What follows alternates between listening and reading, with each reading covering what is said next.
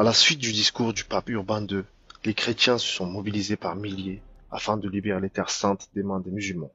Une première armée dirigée par Pierre l'Ermite est arrivée à Constantinople et a conquis la ville d'Izmit.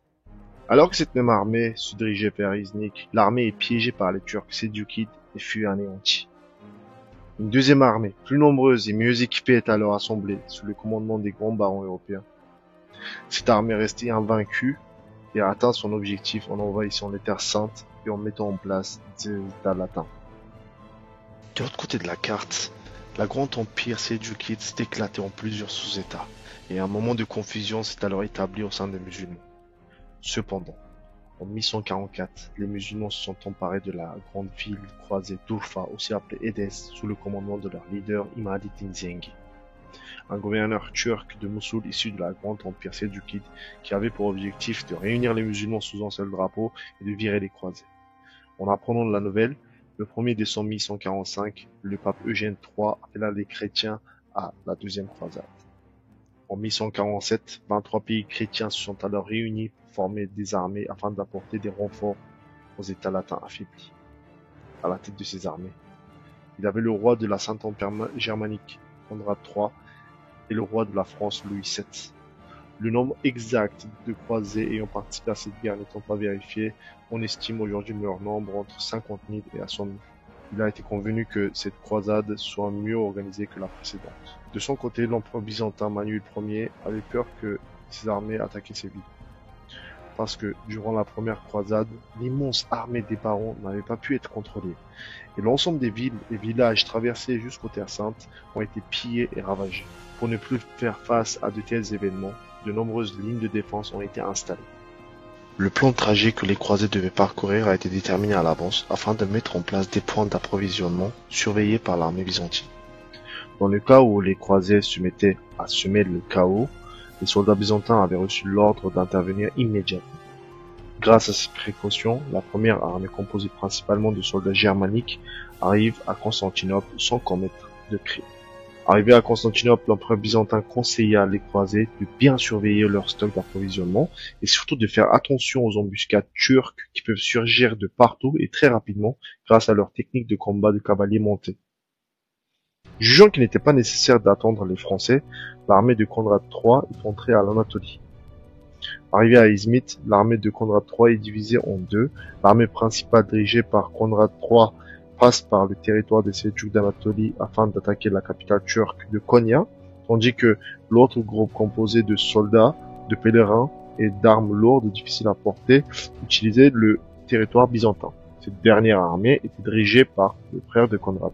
Le premier groupe, commandé par Conrad III, utilisait la même route que les premiers croisés lors de la première croisade, alors que ce groupe passait par Doride, le sultan des Selçuk d'Anatolie, Messoud Ier et son armée sont venus à leur rencontre. Pour rappel, en 1097, au même endroit à Doride, le père de Messoud Ier, sultan Cléjastan Ier, avait sévèrement perdu face aux armées croisées. En voyant cette armée de croisés au même endroit où son père a été vaincu, Messoud Ier décida alors de se venger. Arrivé à Doride, l'armée principale de Conrad manquait d'approvisionnement. Afin de réapprovisionner les stocks, Conrad décide de faire un camp pour permettre à son armée de se reposer et piller les villages voisins. Cependant, la reconnaissance des lieux n'était pas faite.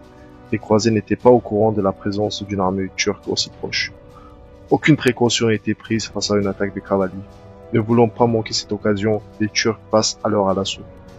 Les croisés n'ont même pas eu le temps de se défendre alors que les Turcs ont anéanti presque la globalité de l'armée croisée, soit environ 20 000 personnes. Cependant, Conrad III a réussi à s'échapper avec ses 2000 cavaliers. À ce moment-là, les Français étaient arrivés à Izmit, mais ils étaient terrifiés lorsqu'ils ont reçu l'information concernant la défaite de Conrad III face aux Turcs. Ils ont alors jugé que traverser le territoire byzantin jusqu'à Antioche serait plus sécurisé. Pendant ce temps-là, l'autre moitié de l'armée croisée de Conrad III est arrivée à Denizli en janvier 1148. Mais par contre, ils ont dû faire face à l'embuscade turque dirigée par le sultan Messoud Ier. Cette armée croisée a donc eu le même sort que la précédente. Elle a été détruite. L'armée croisée dirigée par le roi Louis VII était constituée majoritairement de Français avec une minorité d'Anglais et d'Italiens. Les autres armées croisées ont préféré traverser la mer Méditerranée pour aller directement à Jérusalem. Alors que cette armée dirigée par Louis VII est arrivée à Éphèse, Ils ont reçu l'information de la part de l'empereur byzantin leur informant du déplacement des armées turques vers l'ouest. L'empereur les a avertis de faire extrêmement attention. L'armée croisée s'est alors précipitée sur le chemin pour gagner les terres d'Antalya.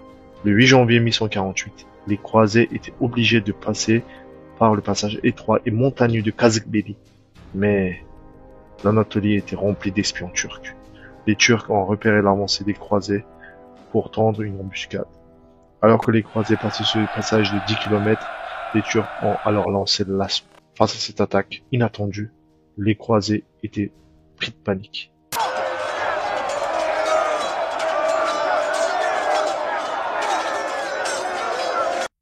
Lors de cette attaque, les croisés ont perdu pas mal de force, mais du fait de leur nombre important, plusieurs ont réussi à s'échapper pour atteindre la ville d'Antalya. Cette deuxième croisade se passait mal, très mal, puisque la moitié des armées croisées a été anéantie par les Turcs d'Anatolie. Ceux qui ont survécu à ces attaques ont réussi à atteindre Jérusalem par la mer et par la terre. Les croisés du royaume de Jérusalem étaient très satisfaits de l'arrivée de ces renforts, mais ils ne savaient pas quoi faire avec. Un concile s'est alors assemblé à Acre en juillet 1148 afin de déterminer le nouvel objectif des croisés. À la fin de ce concile, il a été décidé d'attaquer et de s'emparer de Damas, qui offrait des avantages géopolitiques assez importants. À ce moment-là, Damas était un petit émirat, et lorsque l'émir de la ville a reçu l'ordre de la part des croisés de rendre la ville, il a préparé la ville à la défense et il a demandé du soutien au sultan turc Nurettin Zeng. Les armées croisées se sont alors réunies à la ville de Tibériade pour attaquer Damas et assiéger Damas. Cependant, l'armée de Nurettin Zengi avança pour venir à l'aide de la ville de Damas. Avant d'arriver à Damas, Nurettin Zengi avait averti les croisés de retirer immédiatement leurs troupes. Les croisés connaissaient très bien les Zengi, car c'était eux qui ont réuni les musulmans du Moyen-Orient sous un seul drapeau. Et c'était encore eux qui ont réussi à faire tomber la ville d'Urfa et ont fait chuter le comté d'Édesse. N'ayant pas la force de combattre les Zengi, les croisés sont alors retirés. Au sein des croisés, personne n'était satisfait des résultats de cette deuxième croisade. Pour la Saint-Empire et la France, c'était un échec total. Quant à la Byzance, elle était identifiée comme le principal responsable de cet échec et l'empereur Manuel Ier était accusé de trahison. Pour les Français, l'empereur aurait donné les informations concernant le parcours des croisés aux Turcs pour tendre des pièges.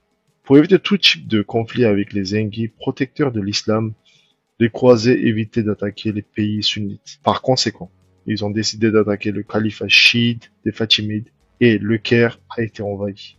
Les Fatimides, qui étaient au bord de l'effondrement, ont alors demandé de l'aide de Nurettin Zengi, qui ordonna son commandant Shirkuh de libérer le Caire des mains des croisés, accompagné de son neveu Selahaddin Yusuf bin Ayyub, encore appelé Saladin.